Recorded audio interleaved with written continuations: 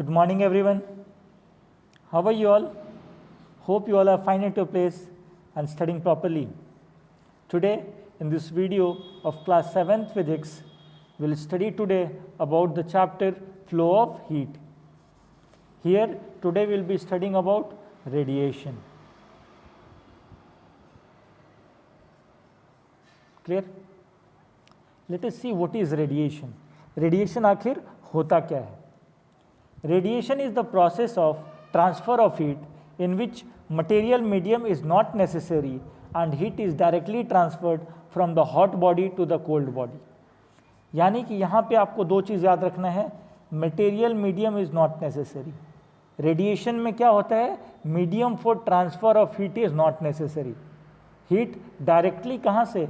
Hot body से cold body तक चला जाता है.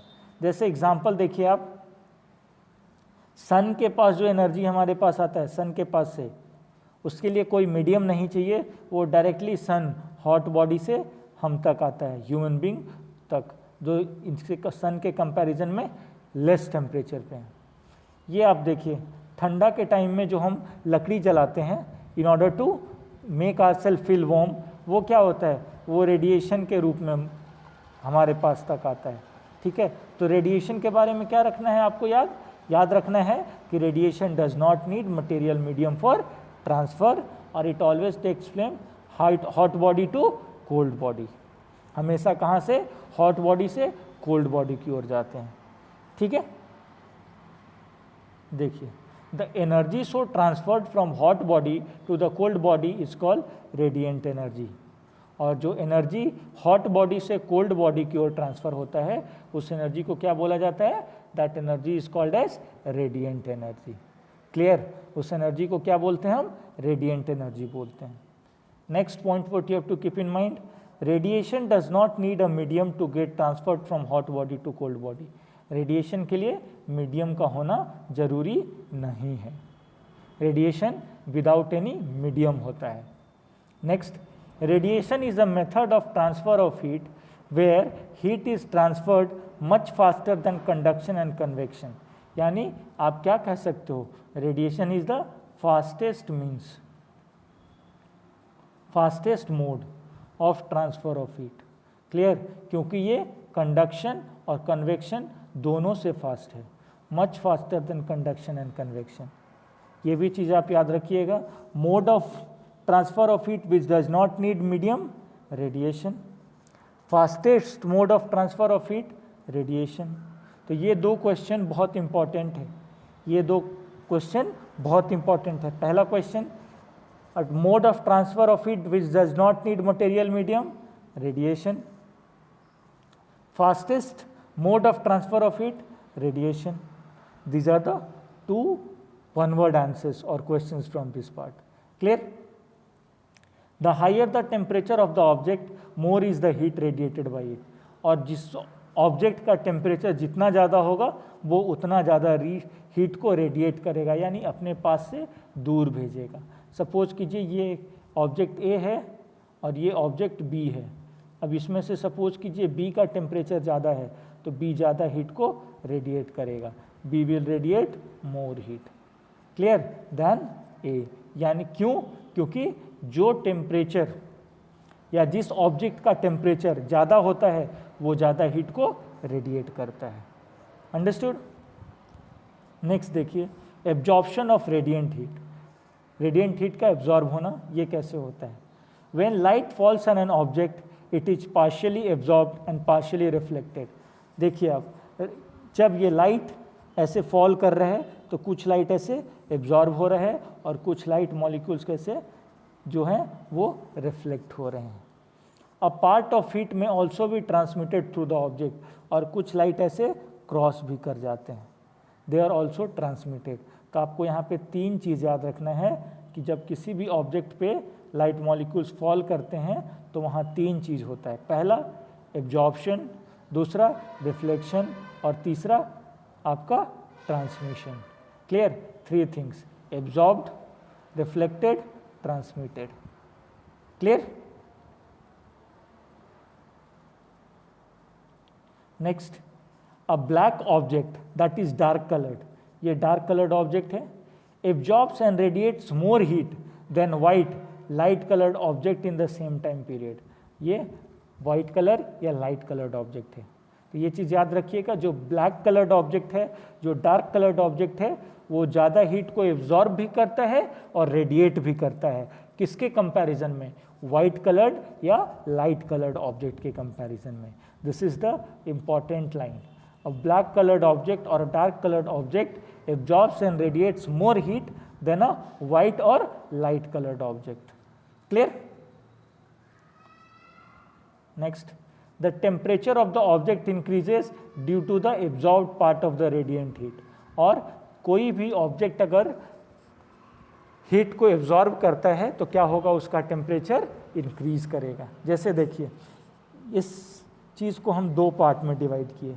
ये वाला ब्लैक पार्ट है, तो ब्लैक पार्ट में ज़्यादा एब्जॉर्प्शन होता है, इसके कारण यहाँ टेम्परेचर देखिए ज़्यादा है। और ये वाइट पार्ट है, तो वाइट में कम एब्जॉर्प्शन होता है, इसीलिए यहाँ पे टेम्परेचर कम है। ठीक है, तो ये चीज़ आप याद रखना कि जो ब्लैक पोर्शन होता है या black part of the object होता है वो ज़्यादा हीट एनर्जी को एब्जॉर्ब करता है और वहाँ पे टेम्परेचर आपका ज़्यादा होगा। ठीक है, और जो वाइट पार्ट है वो कम हीट एनर्जी को एब्जॉर्ब करता है और वहाँ पे टेम्परेचर आपका कम होता है। क्लियर? इसका एप्लीकेशन देखते हैं, कहाँ है इसका एप्लीकेशन। सबसे पहला एप्लीकेशन है, वी वियर वाइट और light coloured clothes in summer as they absorb less radiant heat and keep our body cooler. और समर में क्या होता है? टेम्परेचर ज़्यादा होता है। ठीक है, टेम्परेचर ज़्यादा है तो अगर हम ब्लैक कलर्ड का या डार्क कलर का क्लोथ्स पहनेंगे तो वो क्या करेगा? ज़्यादा हीट को एब्जॉर्ब करेगा। ज़्यादा हीट को एब्जॉर्ब करेगा तो हमें और गर्मी महसूस होगी। ठीक है, तो इसी चीज़ को प्रिवेंट करने के लिए हम क्या करते हैं? वी वियर वाइट और लाइट कलर्ड क्लोथ्स, वाइट या लाइट कलर का क्लोथ्स पहनते हैं so that less amount of heat is absorbed. Clear? Similarly winter में हम लोग टेम्परेचर कम होता है, हम लोगों को बॉडी को मेंटेन करने के लिए ज़्यादा टेम्परेचर चाहिए, इसलिए हम क्या करते हैं? डार्क कलर्ड क्लोथ्स पहनते हैं। ठीक है, तो ये चीज़ याद रखना, समर सीजन में हम लाइट कलर्ड क्लोथ्स या वाइट कलर्ड क्लोथ्स पहनते हैं और विंटर सीजन में डार्क कलर्ड क्लोथ्स पहनते हैं। ठीक है, similarly the outer base of a cooking utensil is painted black so that it absorbs more heat so that cooking can be done in less time। अब utensil, किसी बर्तन का जो आपका आउटर पार्ट है, सपोज कीजिए ये बर्तन है, इसका आउटर पार्ट को ब्लैक पेंट किया जाता है। ठीक है, why? Because you know black colour is a good absorber of heat. Black colour क्या है? हीट को अच्छी तरह से एब्जॉर्ब करता है, तो ये हीट को एब्जॉर्ब करेगा तो क्या होगा? Cooking can be done easily in less time. Clear? Cooking can be done easily in less time. Understood? Next, thermos flask preventing loss of heat. Thermos flask के बारे में पढ़ेंगे, ये लॉस ऑफ हीट को कैसे प्रिवेंट करता है। देखिए, a hot object loses heat to the surrounding by conduction, convection and radiation. एक हॉट ऑब्जेक्ट जो है वो कन्वेक्शन के माध्यम से भी हीट को लूज़ करता है, रेडिएशन के माध्यम से भी हीट को लूज़ करता है और कंडक्शन के माध्यम से भी हीट को लूज़ करता है। यानी एक हॉट ऑब्जेक्ट जो है वो तीनों मोड से हीट का लॉस करता है। हीट का लॉस कंडक्शन से भी होता है, कन्वेक्शन से भी होता है, रेडिएशन से भी होता है।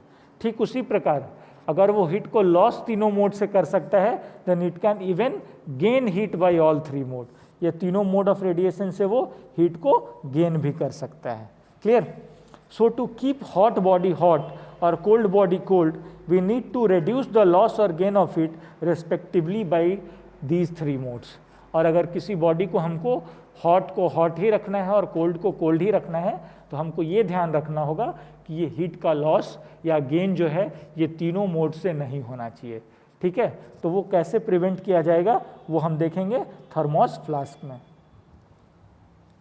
A thermos flask is a household item that is used to keep things warm or cold for a long time। Thermos flask क्या है? एक हाउसहोल्ड आइटम है जो आप क्या करता है?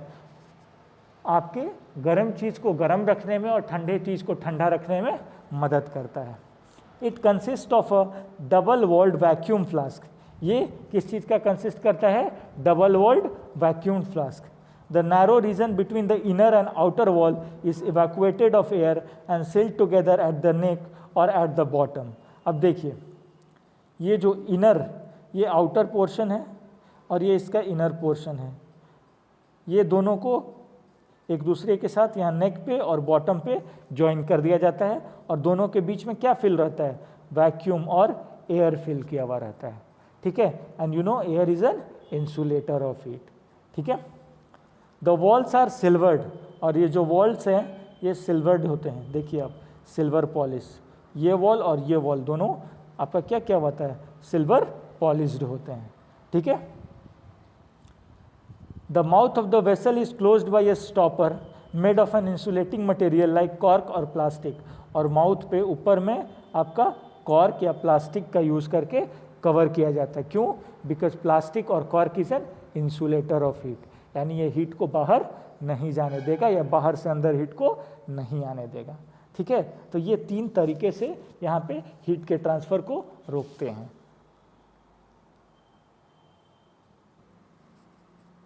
क्लियर? तो ये चीज़ आप ध्यान रखिएगा. यहाँ कॉर्क यूज़ किया जाता है, इंसुलेटर है, डबल वॉल्ड बनाया जाता है और वॉल के बीच में वैक्यूम रखा जाता है, वो भी इंसुलेटर है. सिल्वर पॉलिश किया जाता है, क्यों? क्योंकि ताकि रेडिएशन को ये रिफ्लेक्ट बैक करे और हीट का लॉस नहीं हो, ठीक है. अंडरस्टूड? एयर फिल किया जा रहा है, क्यों? Because air is an insulator of heat. So you have to know the reason behind its structure as such. Clear? Here you see the vacuum between the two glass walls of the thermos flask considerably reduces the loss of heat by conduction and convection. अब ये जो दोनों inner wall और outer wall के बीच में air जो है वो कंडक्शन और कन्वेक्शन से हीट लॉस को प्रिवेंट करता है, कंडक्शन और कन्वेक्शन से हीट लॉस को प्रिवेंट करता है. जबकि the silvered surface reduces the reflects the heat and reduces the heat by heat loss by radiation, ठीक है. और ये जो सिल्वर्ड सरफेस है आपका, सिल्वर्ड पॉलिश जो है, ये रेडिएशन से हीट को प्रिवेंट करता है. क्लियर? तो आपका जो तीन मेथड से हीट का लॉस या गेन हो रहा था, वो तीनों मेथड आपका ये जो थर्मोस फ्लास्क है इसमें प्रिवेंट हो रहा है. इसके कारण थर्मोस फ्लास्क में जब हम किसी चीज़ को रखते हैं, अगर हॉट ऑब्जेक्ट को रखते हैं तो वो हॉट ही रहता है और कोल्ड को रखते हैं तो वो कोल्ड ही रहता है. Clear? Okay, that's all for today in this video everyone. Thank you.